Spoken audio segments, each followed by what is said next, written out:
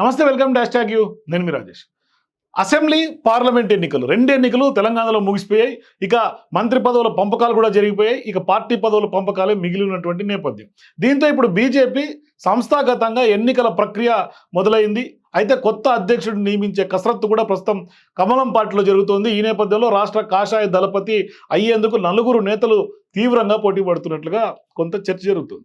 అంటే తనకు అధ్యక్ష బాధ్యతలు ఇస్తే పార్టీని పవర్లోకి తెస్తానంటూ విజ్ఞప్తులు చేస్తున్నట్లుగా కూడా తెలుస్తోంది. అధిష్టానం చుట్టూ కొంత నేతలు చక్కర్లు కొడుతున్నారు. ఆ నలుగురిలో తెలంగాణ బీజేపీ అధ్యక్షుడు అయ్యేది ఎవరు అనేది కొంత హాట్ టాపిక్గా మారింది తెలంగాణ రాజకీయాల్లో. ఆ నేత రెండోసారి పార్టీ స్టేట్ బాస్ కాబోతున్నారా, ప్రశ్నించే గొంతుకులాగా ఆయన మారబోతున్నాడా, మరి పార్టీలో ఉన్నటువంటి సీనియర్కు అట్లాగే అధ్యక్ష పీఠం దక్కేది ఎవరికి అంటే చర్చ అయితే సీరియస్గా జరుగుతుంది. మరి సంస్థాగత ఎన్నికలపై బీజేపీ తాజాగా ఫోకస్ పెట్టింది. బూత్ స్థాయి నుంచి మొదలుకొని రాష్ట్ర స్థాయి అట్లాగే జాతీయ స్థాయి అధ్యక్షుల వరకు కూడా ఎన్నికల ప్రక్రియ ద్వారా నియామకం జరగనుంది. డిసెంబర్ నెలాఖరున రాష్ట్ర అధ్యక్ష పదవికి, జనవరిలో జాతీయ అధ్యక్ష పదవికి కూడా ఎన్నికలు జరిగే అవకాశాలు ఉన్నట్టుగా కూడా బీజేపీ కొంత శ్రేణులు చెప్తున్నాయి. ఇక రాష్ట్ర అధ్యక్షుడితో పాటుగా జాతీయ అధ్యక్షుడు ఎవరవుతారనే ఉత్కంఠ కాషాయ శ్రేణుల్లో కనిపిస్తోంది. అయితే రాష్ట్ర అధ్యక్ష పదవి కోసం ఇప్పటికే నలుగురు నేతలు లాబింగ్ చేస్తున్నట్టుగా తెలుస్తోంది. ఈ నేపథ్యంలో బీజేపీ స్టేట్ ప్రెసిడెంట్ ఎవరు అవుతారనే దానిపైన రకరకాల ఊహాగానాలు తెర మీదకి వస్తున్నాయి. కొంత సీరియస్గానే పొలిటికల్ సర్కిల్స్లో చర్చనీయాంశంగా మారుతుంది. అంటే ఇప్పటికే బీజేపీ స్టేట్ ప్రెసిడెంట్గా పనిచేసి ఇప్పుడు కేంద్ర హోంశాఖ సహాయ మంత్రిగా కొనసాగుతున్నటువంటి బండి సంజయ్కి మరోసారి పార్టీ పగ్గాలు దక్కుతాయనే టాక్ ప్రధానంగా వినిపిస్తోంది. బండి సంజయ్ రాష్ట్ర అధ్యక్షుడు అయ్యాక పార్టీలో జోష్ వచ్చిందంటున్నారు కొంతమంది పార్టీ నేతలు.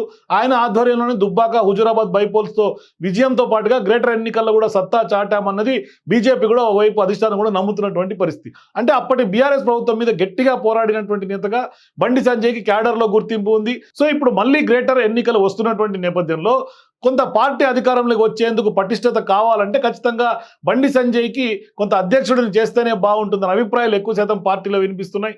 అయితే అసెంబ్లీ ఎన్నికలకు ముందు సడన్గా ఆయనను అధ్యక్ష బాధ్యతల నుంచి తప్పించడంతో బీజేపీ క్యాడర్ ఒక రకంగా చెప్పాలంటే కొంత నిరుత్సాహానికి గురైంది. క్యాడర్ కొంత కట్టర్ బీజేపీ నేతగా, మాస్ లీడర్గా బండి సంజయ్కి యూత్లో ఒక మాస్ ఫాలోయింగ్ ఉంటుంది. అందుకే అసెంబ్లీ ఎన్నికలకు ముందు ఆయనను తప్పించడం వల్ల జరిగినటువంటి డ్యామేజ్ను కంట్రోల్ చేసుకోవాలంటే తిరిగి మళ్ళీ బండి సంజయ్ ప్రెసిడెంట్ చేయాలన్న వాదన ప్రధానంగా ఇవాళ కమలం పార్టీలో వినిపిస్తుంది. ఇక మల్కాజ్గిరి ఎంపీ ఈటల రాజేందర్ విషయం తీసుకుంటే ఆయన బీజేపీ స్టేట్ ప్రెసిడెంట్ రేస్లో ఆయన పేరు ప్రముఖంగా వినిపిస్తోంది. బండి సంజయ్ని అధ్యక్షుడిగా తప్పించి కిషన్ రెడ్డికి బాధ్యతలు ఇచ్చే సమయంలో కూడా ఈటల ప్రెసిడెంట్ అవుతారనే చర్చ జోరుగా సాగింది.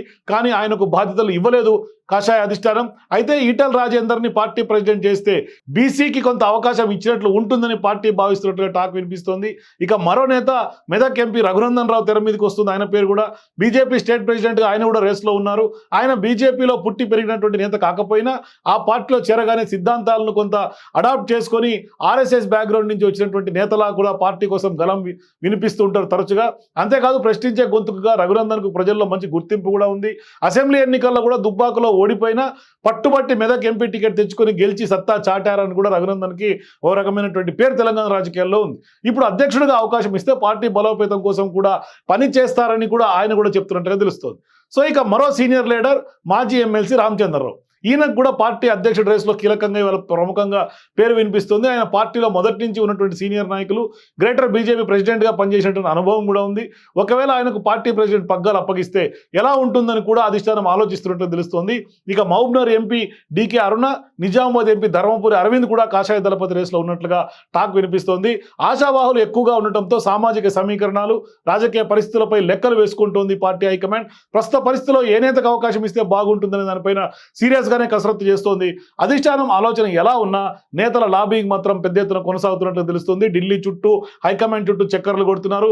ఈ వ్యవహారానికి కొంత బీజేపీ హైకమాండ్ ఎలా ముగింపు ఇస్తుందని మాత్రం వెయిట్ చేయాలి. కానీ కొంత హైకమాండ్ దగ్గర మార్కులు కొట్టేసేందుకు మహారాష్ట్ర ఎన్నికల్లో కూడా కొంత సీరియస్గానే ఫోకస్ చేసి గెలిపించేందుకు అట్లాగే అక్కడ పార్టీని గెలిపించేందుకు కొంత ప్రయత్నాలు కూడా కొంతమంది నేతలు చేస్తున్నట్టు తెలుస్తోంది.